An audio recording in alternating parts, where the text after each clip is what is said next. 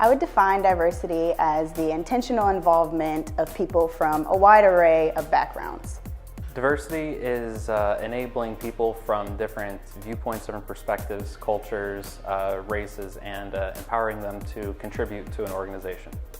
I would say diversity is differences, making sure that you have people from different backgrounds included in your program. A group of people coming together from different cultures, ethnicities, backgrounds, economic levels, and just working together. A multitude of entities from a lot of different backgrounds in the same workplace, area of operations, or in the environment that come together as one.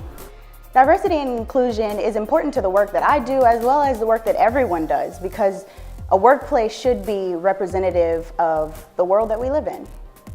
Inclusion is how you implement diversity, is the process of actually enabling those people. So whereas diversity is the goal, inclusion is the how you actually achieve that goal. Work that I do primarily because it's a culture shift that we're trying to do right now, and we definitely want to see and be able to have individuals that represent all different types of backgrounds, all different types of regions where they're from. So together, diversity and inclusion is finding the quality in those different backgrounds and implementing those quality assets into the same work environment to improve what it is that you are implementing them in.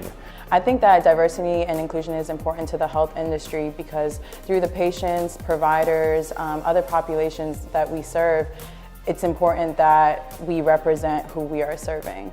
It's impossible to authentically feel empathetic towards those populations without representing in some way or fashion where they come from as well.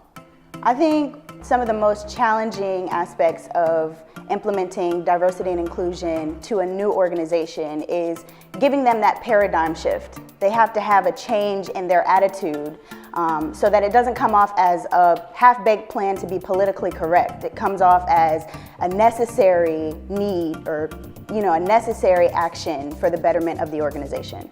I think the biggest challenge is getting buy-in at certain levels and being able to change a culture and be able to change the hearts and minds of people.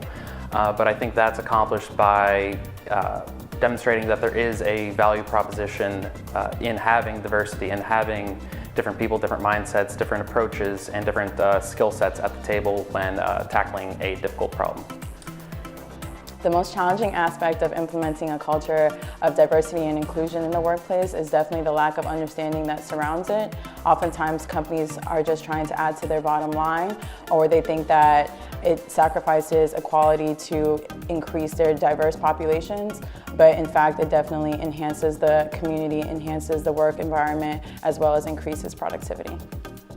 So the most challenging experience that I've had with including diversity is the willingness to change from other people. Other people have been so set in their ways for so long that they're just comfortable with accepting what they have. The most rewarding aspect of diversity and inclusion for me has been being able to help someone who thought that they were overlooked before to find employment or to feel involved. I'm a military kid, so I have a background that mixes with so many different people all the time. So I think one of the biggest lessons that I learned at a young age was having my own viewpoint and standing by that while also being sensitive to others' viewpoints. I would definitely have to say being able to hear different opinions, see different backgrounds, be able to interface with people that I normally don't interface with on a daily basis. Well, my experiences come from a diverse background. I'm from LA, went to school in DC, lived down south, traveled abroad. So being able to bring that to the company and to other candidates, I feel like is a huge asset. Just as with any business decision, it's important to demonstrate that there's value in what you're proposing.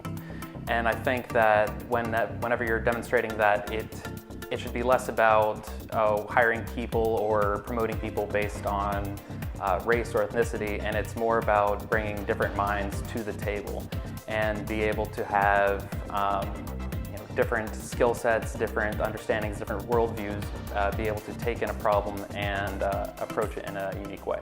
So I think it's really important that underrepresented communities are kind of aided and part of a building pipeline through internship programs, being instructed by others from their respective communities so that they feel like at home with who they're speaking to. They understand that there are others that come from where they come from that are being successful in where they want to go, or see that they can go where they want to go. My current thinking about diversity and inclusion includes so much more than just race. When I started out, I thought of diversity as, okay, we have to have a good number of African Americans, a good number of Caucasians, and now I realize it's more women. We need veterans, we need people with different sexualities. It encompasses so much more than what I thought before. I am a very open-minded individual, but I don't know everything. So having people from a bunch of different backgrounds coming and being grown from different areas or environments when they grow up, they can help me understand things that I haven't been introduced to. So together as a team, we make it happen everywhere we go.